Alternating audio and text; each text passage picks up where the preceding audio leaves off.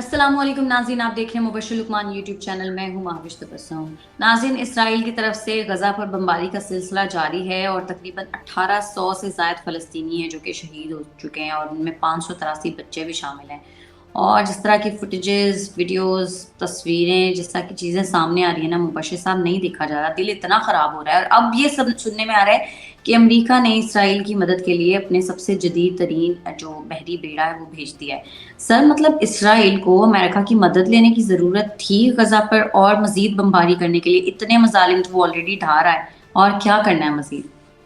देखिए, मैं आपको इसके मुतालिक तो बताता हूँ कि अमेरिका क्या भेज रहा है। लेकिन हुँ। पहले आपको मैं एक बहुत इम्पोर्टेंट न्यूज़ दे दूँ। जी। और वो ये है कि आज सुबह को, यानी हमारी सुबह को, बीजिंग में यानी चाइना में एक शहरी ने एक इज़राइली डिप्लोमेट को सड़क पे छुरियाँ मार के कत्ल कर दिया। और वो चाइनीज़ है, वो कोई अरब नहीं है, वो कोई पाकिस्तानी नहीं है, वो कोई इंडियन नहीं है, वो कोई और नहीं है, वो चाइना का है। और मैंने उसकी तस्वीर देखी तो वो मार के खड़ा रहा वहाँ पे, यानी ऊपर बुरा-भला कह रहा था उसको।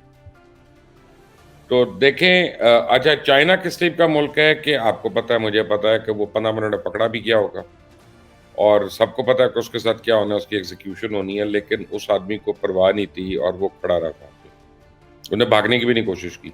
और यानी अब ये दुनिया में जहाँ एक तरफ आप अमेरिका की एग्ज़ाम्पल दे रही हैं, दूसरी तरफ आप ज़रा नफ़रत का अंदाज़ा लगाएँ कि we are actually heading for a world war.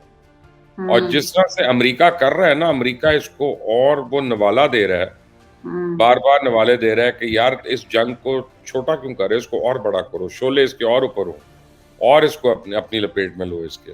हुँ। तो जो आपका सवाल था उसका मैं आपको बता दूँ कि अभी उन्होंने सबसे जदीद तरीन अपना बहरी बेड़ा भेज दिया इज़राइल। हुँ। अच्छा, अब अमेरिका वैसे भी इज़राइल की मदद करने वाला सबसे बड़ा मुल्क है। हर साल तकरीबन $4 बिलियन का असला जो है, वो अमेरिका उसको मदद की सूरत में देता है।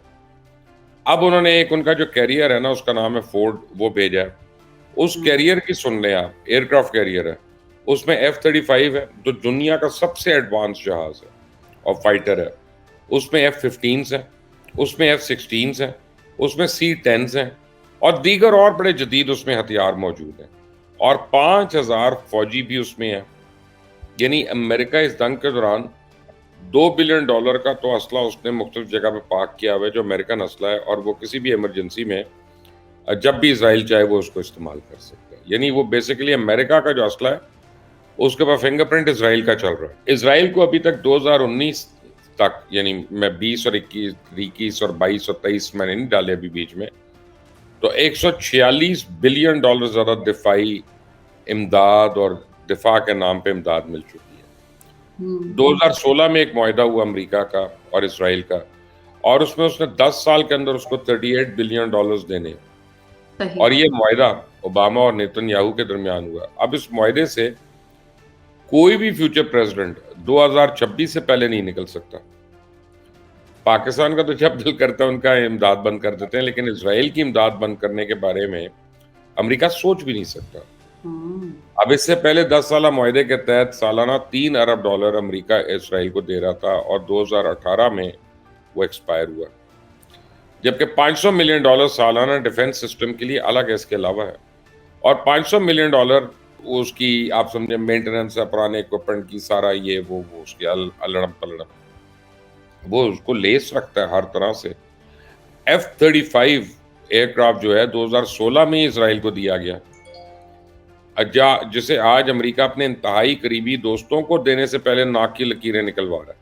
वो उनको इतने साल पहले मिल गया था। अमेरिका की इसराइल को मदद जो है उसकी सबसे बड़ी वजह जो समझ आती है वो तो आप जो मर्जी कहें, मैं मज़हब का नाम नहीं लेना चाहता, लेकिन लोग उसको मजहबी जंग से तशबीह दे रहे हैं। अच्छा। और उनका कहना है कि जी ये जो जूस है इनका अमेरिकन एस्टेब्लिशमेंट बड़े ताकतवर है।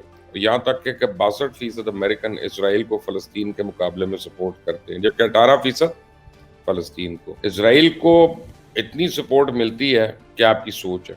तो सर, इसराइल को अगर इतनी ज़्यादा मिलिट्री सपोर्ट मिलती है, तो इनकी अपनी जो मिलिट्री पावर है, उसके बारे में आप कुछ बता सकते हैं कि वो क्या है? देखें, तकरीबन उनके 1,70,000 तो एक्टिव मिलिट्री पर्सनल है और अच्छा। उनके 4,65,000 जो हैं वो रिज़र्व्स हैं। और लैंड पावर जब आप उनकी स्ट्रेंथ लेते हैं तो 2200 उनके पास, बल्कि 2200 से ज़्यादा उनके पास टैंक्स हैं। 530 उनके पास आर्टिलरी गन्स हैं, जिसमें एसपी है, टोड है, एमबीआरएल है। फिर आप देखें कि 339 उनके कॉम्बैट केपेबल एयरक्राफ्ट हैं, जिनमें 309 जो हैं वो फाइटर ग्राउंड अटैक जेट्स हैं। फिर 196 उनके पास F-16s हैं, 196। 83 उनके पास F-15s हैं, 83। फिर 30 उनके पास F-35 जेट्स हैं। 142 उनके पास हेलीकॉप्टर्स हैं, 43 अपाची अटैक हेलीकॉप्टर्स हैं। फिर नेवी में अगर आप उनकी देखते हो तो उनके पास 5 सबमरीन्स हैं, 49 पेट्रोल बोट्स हैं और कोस्टल अपना उनके डिस्ट्रॉयर्स वगैरह जो है। ये बहुत ज़्यादा है, फिक्र ना करें। तो सर इनके पास अपनी इतनी पावर है, अमेरिका भेज रहा है, फिर उसके बाद इंग्लैंड भी उनकी मदद कर रहा है, यूरोप भी मदद कर रहा है, तो सर फलस्तीन की मदद फिर कौन कर रहा है? ये जो चाइना है और रूस है, ये क्यों खामोश है? ये क्यों नहीं मदद के लिए आगे आ रहे? देखिए, रशियन प्रेसिडेंट का तो अभी बयान आया है कि इसराइल को बेकसूर लोगों का खून बहाने का हक नहीं देंगे। दूसरी चाइनीज फॉरेन मिनिस्टर का भी बयान आया। अब इसराइल ने वार्निंग दी है कि इसराइल की जानिब से गाजा सिटी खाली कराने के लिए 24 घंटे की मोहलत पर जी हाँ। फलस्तीनी मुजाहमती तंजीम हमास ने गाजा ना छोड़ने का ऐलान भी कर दिया ऊपर से। अब इजरायली फौज ने गाजा में पैम्फलेट्स फेंके हैं, डिस्ट्रीब्यूट किए हैं, जिसमें लिखा है कि अपने घर फौरी छोड़ दो और गाजा के जुनूब में चले जाओ। इस पर हमास ने कहा हमने तो गाजा नहीं छोड़ना, और अपने बयान में उनके तर्जुमान खालिद कदूमी जो है उन्होंने कहा है कि गाजा के फलस्तीनी 1948 की तरह दोबारा मुहाजिर नहीं बनेंगे जी हाँ। और गाजा के शहरियों का हौसला तोड़ने की कोशिश की जा रही है। देखें क्या होता है आगे। सर वो एक सहाफ़ी की जो है गज़ा का, उसकी भी तो एक वीडियो वायरल हो रही है। वो कह रहे थे कि हो सकता है मेरी आखिरी वीडियो हो, और उसी टाइम उनके भी घर के ऊपर धमाका हुआ और ज़ाहिर है वो भी शहीद हो गए। सर बच्चों की भी वीडियोज़ सामने आ रही हैं, मतलब ये तो ज़ुल्म की इंतहा है। इस तरह तो नहीं होता सर, मतलब हमारे इसमें अपने कोई मुसलमान दो राय भाई हैं, हम क्यों खामोश, हम क्यों मैं नहीं तो कुछ कर कहता हूँ आप के इंसान चले। मैं कहता हूँ अगर कोई गैर मुस्लिम को भी आप बच्चे ट्रू, को आप बिल्कुल। टारगेट करें, मैं उसके भी खिलाफ हूँ। ऐसा ही है। लेकिन ये है कि बस ये हो रहा है जुल्म, हम देख रहे हैं, सारे देख रहे हैं, चुप करके बैठे हैं। सर लेकिन इस तरह की सिचुएशन में इंसान अपने आप को बड़ा बेबस महसूस करता है कि हम कुछ कर ही नहीं सकते सिवाय हम बात करने के, हम कुछ नहीं कर सकते। चलो हम बात तो कर रहे हैं, बहुत से मुसलमान तो ये भी नहीं कर रहे। हम्म।